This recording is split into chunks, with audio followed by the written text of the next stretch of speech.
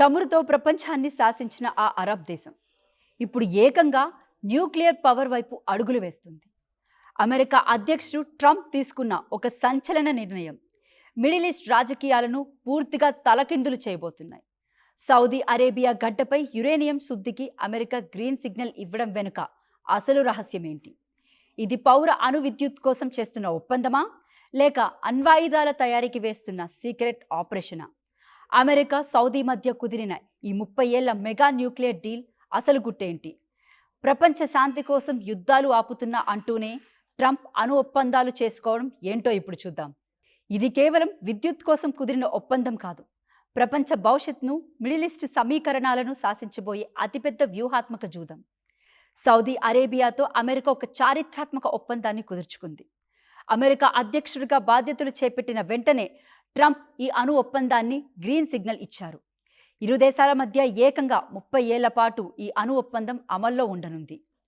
$10 బిలియన్ల విలువైన ఈ డీల్ అమెరికా కంపెనీలకు సౌదీ అరేబియాలో భారీగా పెట్టుబడులు పెట్టేందుకు, సివిల్ న్యూక్లియర్ సదుపాయాలను నిర్మించడంలో కీలక పాత్ర పోషించేందుకు అవకాశాలు కల్పిస్తుంది. అయితే ఈ ఒప్పందంలోని అత్యంత కీలకమైన అంశం ప్రపంచవ్యాప్తంగా కలకలం రేపుతుంది. సౌదీ అరేబియా తన సొంత భూభాగంలోని యురేనియం శుద్ధి చేపట్టేందుకు ఈ డీల్ రూట్ క్లియర్ చేసింది. అమెరికా కుదుర్చుకున్న ఏ అణు ఒప్పందంలోనూ లేని విధంగా సౌదీకి ప్రత్యేక మినహాయింపు లభించడం ఇప్పుడు అంతర్జాతీయంగా చర్చనీయాంశంగా మారింది. ప్రపంచంలోని అతిపెద్ద చమురు ఎగుమతిదారులలో ఒకరైన సౌదీ అరేబియా ఇప్పుడు అణుశక్తిని ఎందుకు కోరుకుంటుంది? దీని వెనుక అసలు రీజన్ విజన్ 2030. దేశంలో పెరుగుతున్న పట్టణీకరణ, పారిశ్రామిక విస్తరణ, ఆర్టిఫిషియల్ ఇంటెలిజెన్స్, డేటా సెంటర్లు, అలాగే డీసాలినేషన్ ప్రాజెక్టుల కారణంగా విద్యుత్ డిమాండ్ విపరీతంగా పెరిగిపోతుంది. అణు రియాక్టర్లతో విద్యుత్ ఉత్పత్తి చేస్తే ముడి చమురు దేశంలోనే తక్కువగా వినియోగించి దానిని విదేశాలకు ఎక్కువగా ఎగుమతి చేసుకోవచ్చు. ఈ ఒప్పందం ప్రకారం అమెరికా అటామిక్ ఎనర్జీ యాక్ట్లోని సెక్షన్ 123 కింద 123 అగ్రిమెంట్ కుదిరింది. దీని కింద అణు విద్యుత్ ప్లాంట్ల నిర్మాణం, రియాక్టర్ల టెక్నాలజీ బదిలీ, అణు ఇంధన సరఫరా, శాస్త్రవేత్తలు అలాగే ఇంజనీర్లకు ట్రైనింగ్, రేడియో ధార్మిక వ్యర్థాల నిర్వహణ వంటి అంశాలలో అమెరికా పూర్తి ఫ్రేమ్వర్క్ అందిస్తుంది. అమెరికా ఇంధన శాఖ మంత్రి క్రిస్ రైట్, సౌదీ ఇంధన మంత్రి Prince Abdul Aziz bin Salman ఈ ఒప్పందంపై సంతకాలు చేశారు. అయితే అసలు మ్యాటర్ ఇక్కడే ఉంది.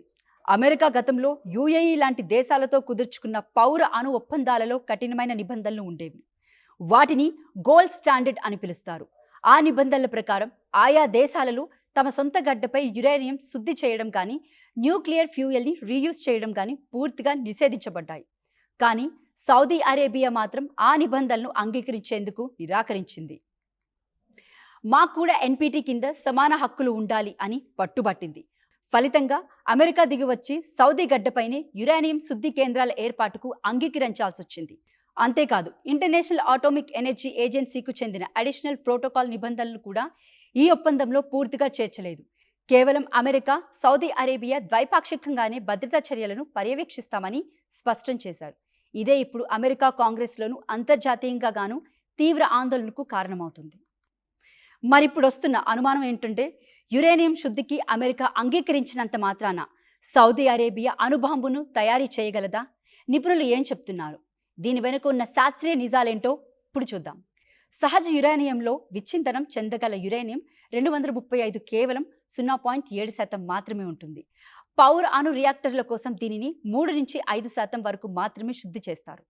అదే పరిశోధన రియాక్టర్లు అయితే 20% అవసరమవుతుంది. కానీ ఒక అణుబాంబు తయారీ చేయాలంటే మాత్రం ఏకంగా 90% వెపన్ గ్రేడ్ యురేనియం అవసరం. సౌదీ అరేబియా అణుబాంబు తయారీ చేయాలంటే ఈ శుద్ధి ప్రక్రియ సరిపోదు. అంతర్జాతీయ అణుభద్రత ఒప్పందాల ప్రకారం పూర్తిగా బయటకు రావాలి. అణ్వాయుధ డిజైన్ను తయారు చేయాలి అంటే దానిని ప్రయోగించే మిసైల్స్ వ్యవస్థను అభివృద్ధి చేయాలి. ఇవన్నీ అంతర్జాతీయ సమాజం కంటపడకుండా రహస్యంగా చేయడం అసాధ్యం. పైగా ఇరాన్ అణు కార్యక్రమాల నేపథ్యంలో సౌదీని ఒంటరిగా వదిలేయడం కంటే అమెరికా తన పర్యవేక్షణలో ఉంచుకోవడం బెటర్ అని ట్రంప్ ఈ డీల్ చేసుకున్నారు. ఈ ఒప్పందం కుదిరిన టైం కూడా చాలా కీలకం. ఒకవైపు అమెరికా, ఇరాన్ మధ్య తీవ్ర ఉద్రిక్తతలు కొనసాగుతూ ఉండగా, మరోవైపు ఇరాన్ అణు సామర్థ్యాన్ని అడ్డుకునేందుకు ఇజ్రాయెల్, అమెరికా చర్యలు చేపడుతున్నాయి. ఇలాంటి సమయంలో సౌదీకి న్యూక్లియర్ టెక్నాలజీ ఇవ్వడం మిడిల్ ఈస్ట్ వ్యూహాత్మక సమీకరణాలను పూర్తిగా మార్చేస్తుంది. ఈ ఒప్పందానికి సంబంధించిన ప్యాకేజీ ట్రంప్ గవర్నమెంట్, అమెరికా కాంగ్రెస్ను పరిశీలనకు పంపనుంది. అక్కడ చట్టసభ సభ్యుల నుంచి ప్రశ్నలు, వ్యతిరేకత రావడం ఖాయం. అయితే అధ్యక్షుడి వీటోను అధిగమించకపోతే కాంగ్రెస్ దీనిని అడ్డుకోవడం అంత సులభం కాదు. చైనా లేదా రష్యా వైపు సౌదీ మొగ్గు చూపకుండా ఆపేందుకే అమెరికా ఈ మాస్టర్ ప్లాన్ వేసిందని పొలిటికల్ అనలిస్టులు చెబుతున్నారు. మొత్తానికి చూస్తే సౌదీతో అమెరికా కుదుర్చుకున్న ఈ 30 ఏళ్ల చారిత్రాత్మక అణు ఒప్పందం ప్రపంచ రాజకీయాల్లో పెద్ద భూకంపం అని చెప్పాలి. ఇది సౌదీని వెంటనే అణుశక్తి దేశంగా మార్చకపోయినా భవిష్యత్తులో గల్ఫ్ దేశాల మధ్య అణు రేసు మొదలవుతుందా అన్న చర్చకు మాత్రం దారితీసింది. అమెరికా సౌదీ మెగా న్యూక్లియర్ డీల్పై మీ అభిప్రాయాన్ని కామెంట్స్ చేసే ప్రయత్నం చేయండి. వీడియో నచ్చితే లైక్ చేయండి, మీ ఫ్రెండ్స్తో షేర్ చేయండి. మరిన్ని సంచలన వార్తల కోసం మన ఛానల్ని ఇప్పుడే సబ్స్క్రైబ్ చేయడం మర్చిపోకండి. చమురుతో ప్రపంచాన్ని శాసించిన ఆ అరబ్ దేశం ఇప్పుడు ఏకంగా న్యూక్లియర్ పవర్ వైపు అడుగులు వేస్తుంది. అమెరికా అధ్యక్షుడు ట్రంప్ తీసుకున్న ఒక సంచలన నిర్ణయం మిడిల్ ఈస్ట్ రాజకీయాలను పూర్తిగా తలకిందులు చేయబోతున్నాయి. సౌదీ అరేబియా గడ్డపై యురేనియం శుద్ధికి అమెరికా గ్రీన్ సిగ్నల్ ఇవ్వడం వెనుక అసలు రహస్యం ఏంటి? ఇది పౌర అణు విద్యుత్ కోసం చేస్తున్న ఒప్పందమా, లేక అణ్వాయుధాల తయారీకి వేస్తున్న సీక్రెట్ ఆపరేషనా? అమెరికా సౌదీ మధ్య కుదిరిన ఈ 30 ఏళ్ల మెగా న్యూక్లియర్ డీల్ అసలు గుట్టేంటి? ప్రపంచ శాంతి కోసం యుద్ధాలు ఆపుతున్నా అంటూనే ట్రంప్ అణు ఒప్పందాలు చేసుకోవడం ఏంటో ఇప్పుడు చూద్దాం.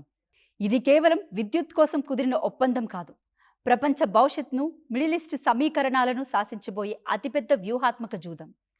సౌదీ అరేబియాతో అమెరికా ఒక చారిత్రాత్మక ఒప్పందాన్ని కుదుర్చుకుంది. అమెరికా అధ్యక్షుడిగా బాధ్యతలు చేపట్టిన వెంటనే ట్రంప్ ఈ అణు ఒప్పందాన్ని గ్రీన్ సిగ్నల్ ఇచ్చారు. ఇరు దేశాల మధ్య ఏకంగా 30 ఏళ్ల పాటు ఈ అణు ఒప్పందం అమల్లో ఉండనుంది. $10 బిలియన్ల విలువైన ఈ డీల్ అమెరికా కంపెనీలకు సౌదీ అరేబియాలో భారీగా పెట్టుబడులు పెట్టేందుకు, సివిల్ న్యూక్లియర్ సదుపాయాలను నిర్మించడంలో కీలక పాత్ర పోషించేందుకు అవకాశాలు కల్పిస్తుంది. అయితే ఈ ఒప్పందంలోని అత్యంత కీలకమైన అంశం ప్రపంచవ్యాప్తంగా కలకలం రేపుతుంది. సౌదీ అరేబియా తన సొంత భూభాగంలోని యురేనియం శుద్ధి చేపట్టేందుకు ఈ డీల్ రూట్ క్లియర్ చేసింది. అమెరికా కుదుర్చుకున్న ఏ అణు ఒప్పందంలోనూ లేని విధంగా సౌదీకి ప్రత్యేక మినహాయింపు లభించడం ఇప్పుడు అంతర్జాతీయంగా చర్చనీయాంశంగా మారింది. ప్రపంచంలోని అతిపెద్ద చమురు ఎగుమతిదారులలో ఒకరైన సౌదీ అరేబియా ఇప్పుడు అణుశక్తిని ఎందుకు కోరుకుంటుంది? దీని వెనుక అసలు రీజన్ విజన్ 2030. దేశంలో పెరుగుతున్న పట్టణీకరణ, పారిశ్రామిక విస్తరణ, ఆర్టిఫిషియల్ ఇంటెలిజెన్స్, డేటా సెంటర్లు, అలాగే డీసాలినేషన్ ప్రాజెక్టుల కారణంగా విద్యుత్ డిమాండ్ విపరీతంగా పెరిగిపోతుంది. అణు రియాక్టర్లతో విద్యుత్ ఉత్పత్తి చేస్తే ముడి చమురు దేశంలోనే తక్కువగా వినియోగించి దానిని విదేశాలకు ఎక్కువగా ఎగుమతి చేసుకోవచ్చు. ఈ ఒప్పందం ప్రకారం అమెరికా అటామిక్ ఎనర్జీ యాక్ట్లోని సెక్షన్ 123 కింద 123 అగ్రిమెంట్ కుదిరింది. దీని కింద అణు విద్యుత్ ప్లాంట్ల నిర్మాణం, రియాక్టర్ల టెక్నాలజీ బదిలీ, అణు ఇంధన సరఫరా, శాస్త్రవేత్తలు అలాగే ఇంజనీర్లకు ట్రైనింగ్, రేడియో ధార్మిక వ్యర్థాల నిర్వహణ వంటి అంశాలలో అమెరికా పూర్తి ఫ్రేమ్వర్క్ అందిస్తుంది. అమెరికా ఇంధన శాఖ మంత్రి క్రిస్ రైట్, సౌదీ ఇంధన మంత్రి Prince Abdul Aziz bin Salman ఈ ఒప్పందంపై సంతకాలు చేశారు. అయితే అసలు మ్యాటర్ ఇక్కడే ఉంది. అమెరికా గతంలో యుఏఈ లాంటి దేశాలతో కుదుర్చుకున్న పౌర అణు ఒప్పందాలలో కఠినమైన నిబంధనలు ఉండేవి. వాటిని గోల్డ్ స్టాండర్డ్ అని పిలుస్తారు. ఆ నిబంధనల ప్రకారం ఆయా దేశాలలో తమ సొంత గడ్డపై యురేనియం శుద్ధి చేయడం కానీ, న్యూక్లియర్ ఫ్యూయల్ని రీయూజ్ చేయడం కానీ పూర్తిగా నిషేధించబడ్డాయి. కానీ సౌదీ అరేబియా మాత్రం ఆ నిబంధనలను అంగీకరించేందుకు నిరాకరించింది. మాకు కూడా ఎన్పిటి కింద సమాన హక్కులు ఉండాలి అని పట్టుబట్టింది. ఫలితంగా అమెరికా దిగివచ్చి సౌదీ గడ్డపైనే యురేనియం శుద్ధి కేంద్రాల ఏర్పాటుకు అంగీకరించాల్సి వచ్చింది. అంతేకాదు, ఇంటర్నేషనల్ అటామిక్ ఎనర్జీ ఏజెన్సీకు చెందిన అడిషనల్ ప్రోటోకాల్ నిబంధనలు కూడా ఈ ఒప్పందంలో పూర్తిగా చేర్చలేదు. కేవలం అమెరికా, సౌదీ అరేబియా ద్వైపాక్షికంగానే భద్రతా చర్యలను పర్యవేక్షిస్తామని స్పష్టం చేశారు. ఇదే ఇప్పుడు అమెరికా కాంగ్రెస్లోనూ అంతర్జాతీయంగా గాను తీవ్ర ఆందోళనకు కారణమవుతుంది. మరిప్పుడు వస్తున్న అనుమానం ఏంటంటే, యురేనియం శుద్ధికి అమెరికా అంగీకరించినంత మాత్రాన సౌదీ అరేబియా అణుబాంబును తయారీ చేయగలదా? నిపుణులు ఏం చెప్తున్నారు? దీని వెనుక ఉన్న శాస్త్రీయ నిజాలేంటో ఇప్పుడు చూద్దాం. సహజ యురేనియంలో విచ్ఛింతనం చెందగల యురేనియం 235 కేవలం 0.7% మాత్రమే ఉంటుంది. పౌర అణు రియాక్టర్ల కోసం దీనిని 3 నుంచి 5% వరకు మాత్రమే శుద్ధి చేస్తారు. అదే పరిశోధన రియాక్టర్లు అయితే 20% అవసరమవుతుంది. కానీ ఒక అణుబాంబు తయారీ చేయాలంటే మాత్రం ఏకంగా 90% వెపన్ గ్రేడ్ యురేనియం అవసరం. సౌదీ అరేబియా అణుబాంబు తయారీ చేయాలంటే ఈ శుద్ధి ప్రక్రియ సరిపోదు. అంతర్జాతీయ అణుభద్రత ఒప్పందాల ప్రకారం పూర్తిగా బయటకు రావాలి.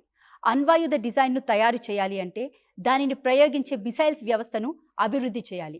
ఇవన్నీ అంతర్జాతీయ సమాజం కంటపడకుండా రహస్యంగా చేయడం అసాధ్యం.